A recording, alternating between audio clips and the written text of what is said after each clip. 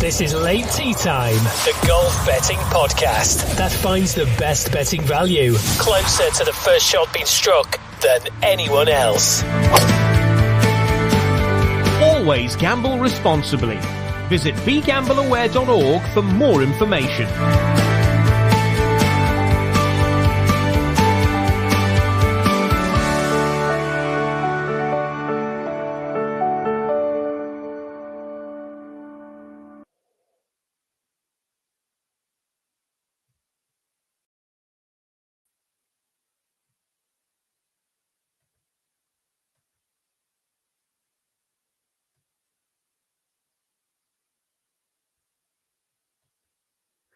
And there we go. Sorry, had problems there.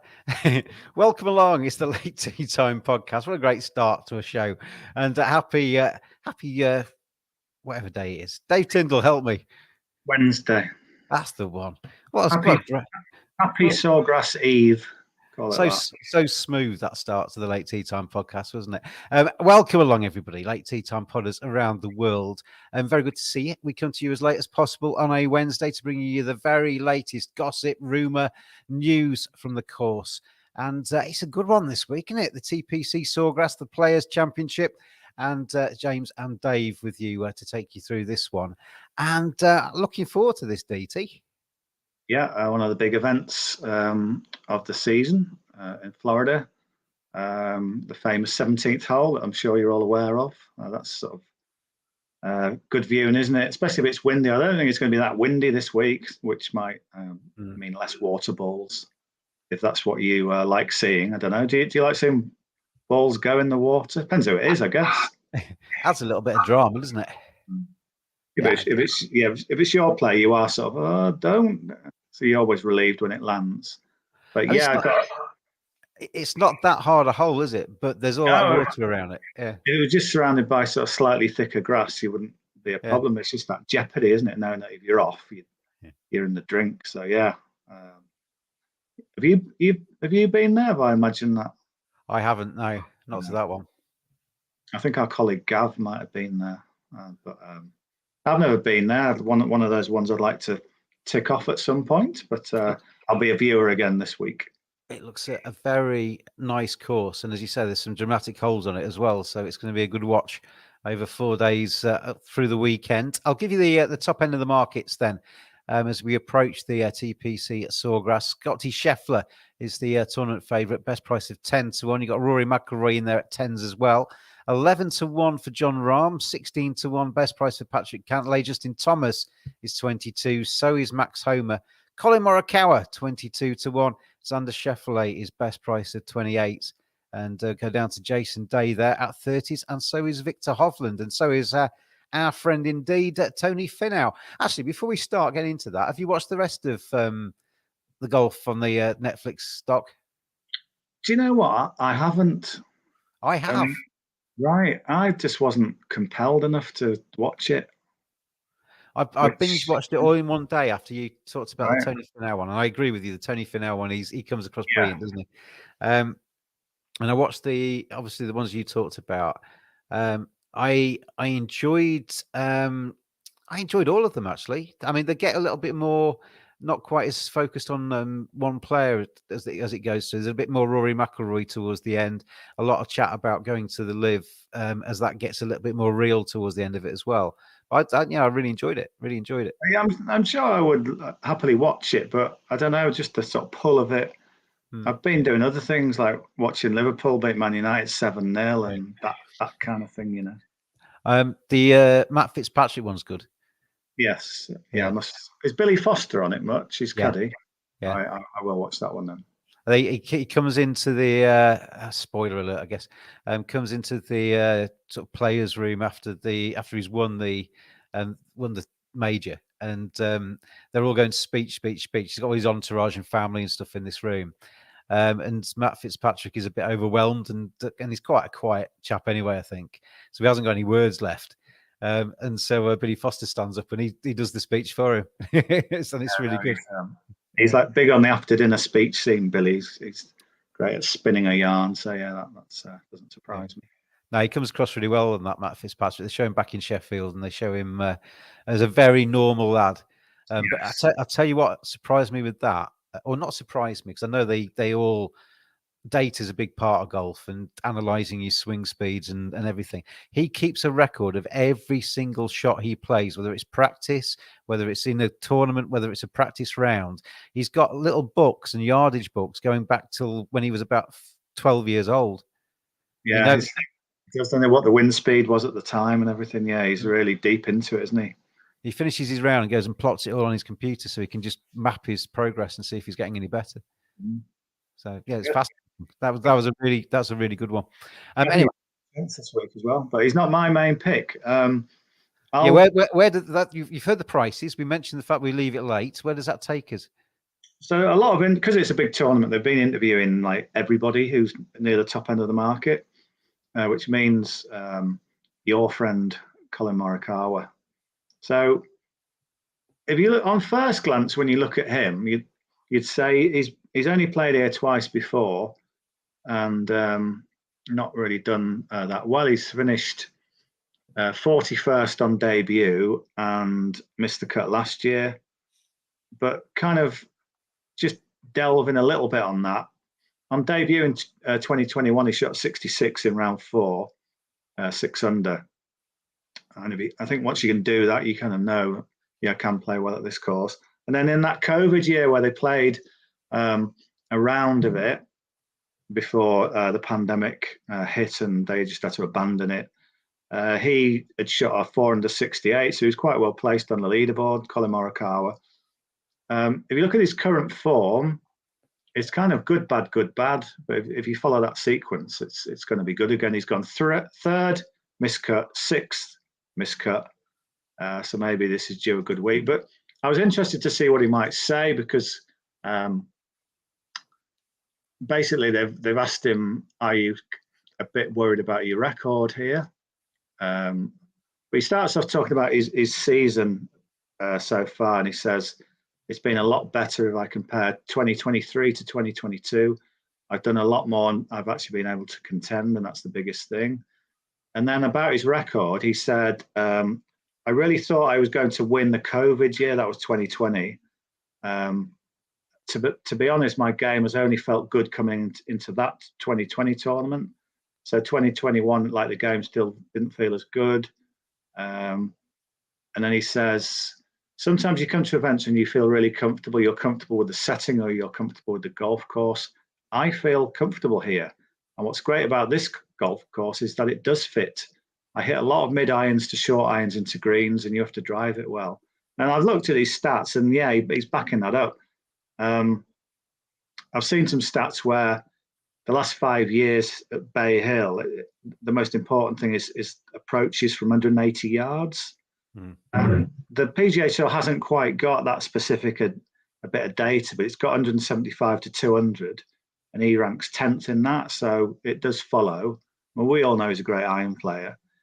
So yeah, he says, I'm not too worried about my previous history here. I think if I look back at a lot of tournaments so far that I've played well in years, and sometimes I haven't.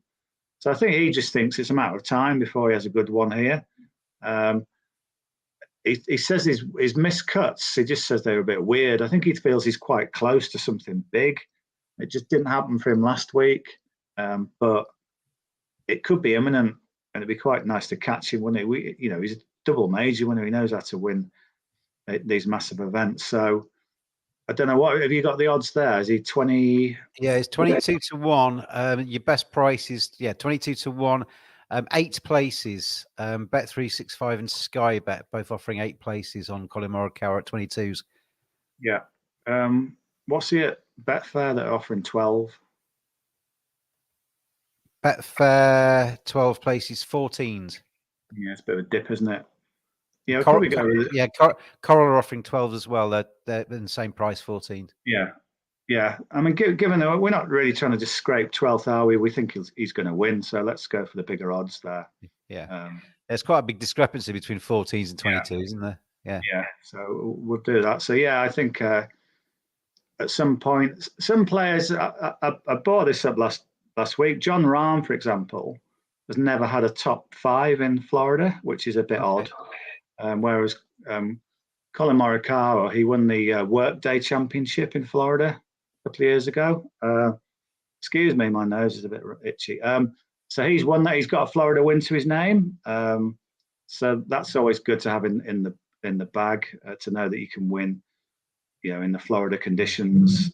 So that bodes well. And yeah, you just look through his stats, and it looks like he's got the game to do well here. And it's just a matter of time before he does. So lots of players have got really indifferent or bad, and then suddenly they go good here. So it's maybe just waiting for that to happen. And we're going to have to anticipate it a bit because he hasn't done it yet. But there's some signs. So that good performance in the COVID year, that good finish in 2021.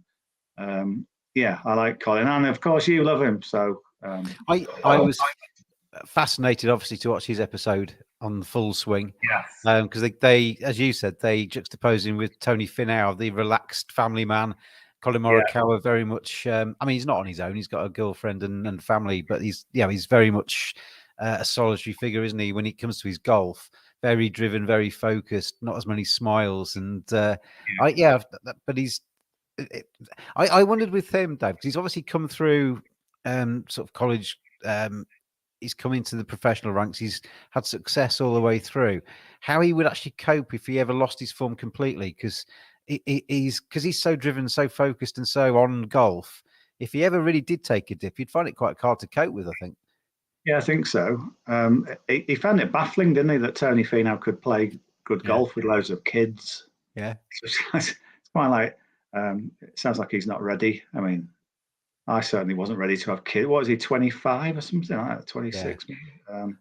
But before I was ready to have children. So I know what he means. But yeah, for now, I mean, that's all that nappy factor theory, isn't it? Whether if you do have a kid, whether you then play better. At the moment, though, it just looks like he is somebody who likes to have his focus bang on golf. You could see with the Tony Finau one, though, that it was a real release to him to have his family around him, wasn't it? It was. He just used it as a chance to get away from golf and switch off, and sportsmen need that. And you wonder if Colin Morikawa was able to quite switch off as much. Yeah, maybe. Yeah, he's done a pretty good job so far of his career. So, and he's still my mate. He's still your mate. I think he'll just have that extra drive this week, having missed the cut at Bay Hill, which he just said. What was the word he used? Something like it was bizarre. He didn't see a reason for it. There was no big problem that he saw in his game. So yeah, I expect him to bounce back here. It's funny actually. When they come off the 18th on that dock, and they say, "Well, I can't remember who it was now." Said I played better today than I played yesterday, but got 5 more shots on the scorecard, and we've all done that, haven't we? We've gone out and we've played well, but it just kind of you get the wrong bounce, and you get and things just don't go quite well for you. And I can see how you can miss the cut by playing half decent golf sometimes. Yeah. So yeah, Colin Morikawa sounds happy with his game and thinks this course fits him. So let's take heed of those words. So, Colin, good luck to you at the TPC in Sawgrass. We've picked him then for the winner's circle. Have we got anybody else up our sleeves, DT, this week? Yeah, the other one I like is Max Homer, who's been playing brilliant golf. He won Torrey Pines, and then he was runner-up at Riviera, where he was defending, 14th last week. And then again, he's only played here twice. He was miscut on his debut, but then last year he was 13th and had a really good finish, a shot 66. And then often you know, unless you're Matt Fitzpatrick and you write everything down, you just sort of look at that and go, he was 13th, he shot 66 to close, and you don't really know the detail unless you've really focused on him that week. So it was interesting to hear his recollection, because he said last year was quite the anomaly. I played that Saturday in the tornado, so I don't remember him. And yet he shot 60. He shot 73 when it was absolutely blowing a bit of a hoolie. So that seems a lot more impressive than you just see the number 73 on his card. So that's good. But the thing I like that he says, because I think that a lot of people agree you have to be playing well when you come here. If you've had a few missed cuts coming in, this place will find you out. So Max Homer says, it's nice to have momentum coming into the players. This place is really tricky, so I think confidence is a big part of the week. It's nice to have that. Obviously, I've been playing some really good golf. It's been quite consistent. So it's kind of fun to arrive at a massive event and not feel like I'm tinkering with anything or trying to do anything different, knowing that if I just keep doing what I'm doing, the birdies will come and the bogeys will hide in the corner. Nice turn of phrase. And then he says, he talks about that final round. He says, I think I shot 67. It was better than that, Max. It was 66 on the final day. I like the place for the way I'm hitting it. I think I can keep myself in the right spots and give myself some looks. So he just thinks his game right now. What's that last bit? Sorry, that last bit. I built up the idea that I could, because of that final round 66, which he thought was 67, I built up the idea that I can play quite well around this place. I think it suits me. I'm a good iron player typically, and I think it requires quite a bit of precision. And then I know a lot of people think of him as like a West Coast guy, and he certainly backed that up by winning at Torrey Pines and finishing runner-up at Riviera. But look at his form in Florida. It's excellent. Last 4 starts there, 14th, 13th, 17th, 6th, miscut 10th, 22nd, 24th. So 7 of his last 8 starts in Florida, he's been in the top 25. So he can play well there. And, 13th here last year. Normally when you look at the past winners, someone like Cam Smith, I think almost had the identical best previous finish there. As long as they've done something at that course and not just, shot a string of 73s and missed the cut both times. And I think, as he says himself, you give yourself the idea that I can play well here. And to be honest, I don't think there's a more consistent golfer around at the minute than Max Homer. So he is, 22? He's 20-1, 8 places with Bet365. That's the best places. You can get 5 places at 22s elsewhere. So we'll go 8 then. Yeah, we'll go 8, 20 places. But yeah, he does sound. It's just someone. Sometimes you can get too sort of bogged down in what they've done here before, and you need something really good. But these guys, once they're playing really well, you can back them anywhere. They can play well anywhere, and you get the impression with Max Homer that why would you not? I'm guilty of it myself. I don't think I've jumped aboard on the Max Homer train enough. I think he's played so well for a long time, and you have to sort of retrain yourself that he's not Max Homer from a few years ago that was, quite good but not this good. But now he's up with the elite. We've got to keep backing him. I think 20-1 is fine. I like those two. You got my mate Colin Morikawa in there, 22-1, 8 places. You got Max Homer in there, 20-1 for 8 places. You could actually land both of those, can't you? Have a very good week. Yeah. And if you look at all the winners down the years here, loads of them are major winners or are gonna be major winners, would be major winners of what played Ryder Cup, President's Cup, and Colin Morikawa is a major winner. Max Homer looks like a major winner waiting to happen, and he's certainly going to be playing on those big American teams as well. So they're the 2 picks then for this week, and good luck with your bets, DT. Hopefully, just a couple more bits before we go because we listened to the latest news.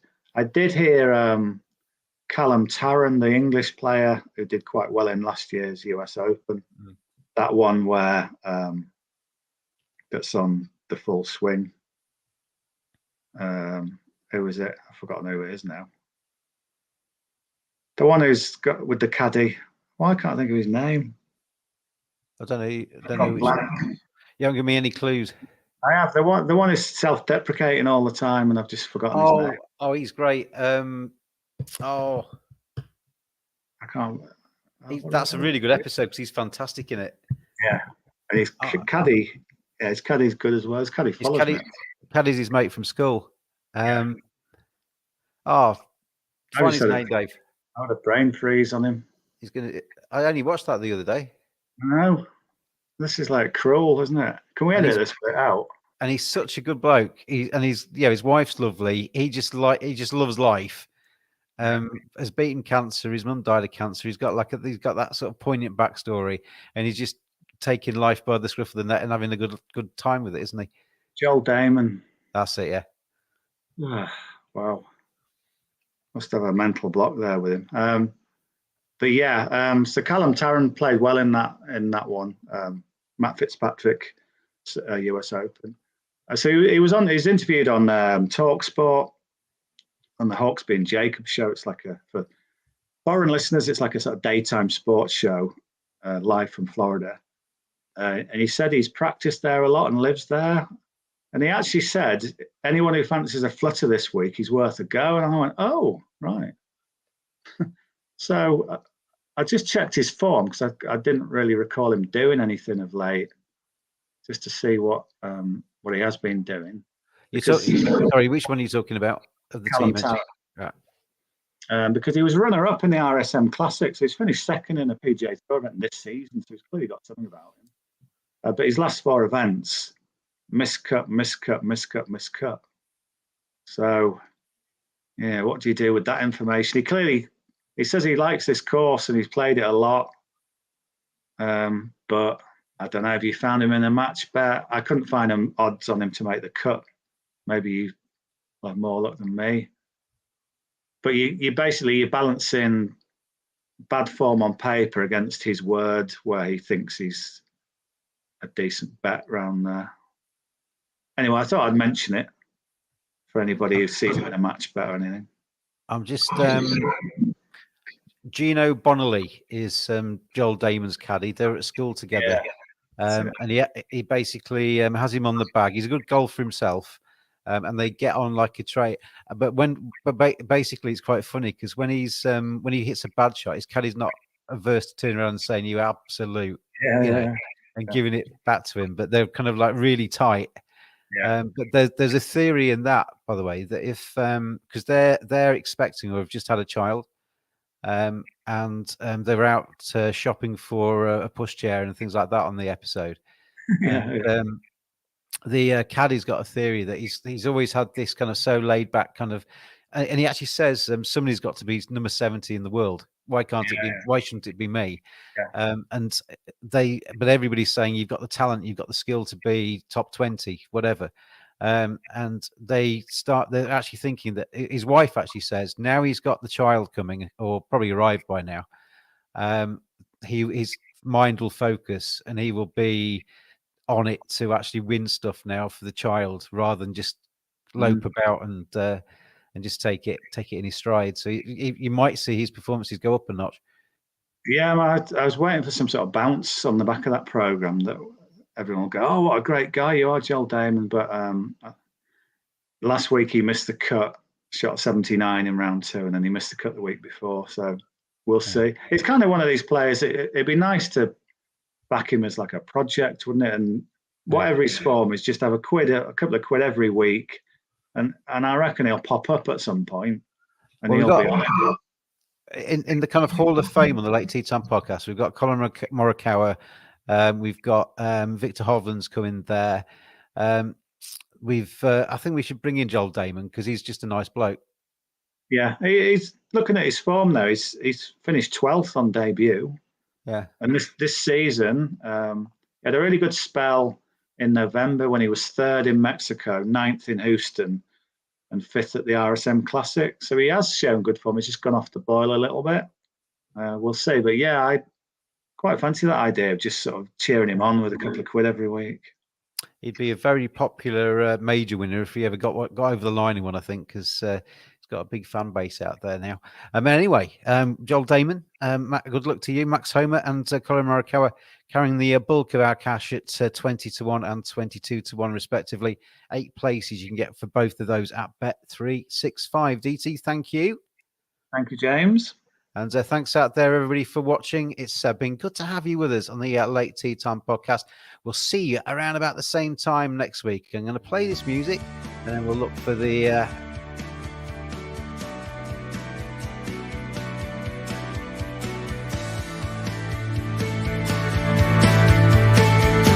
always gamble responsibly. Visit begambleaware.org for more information.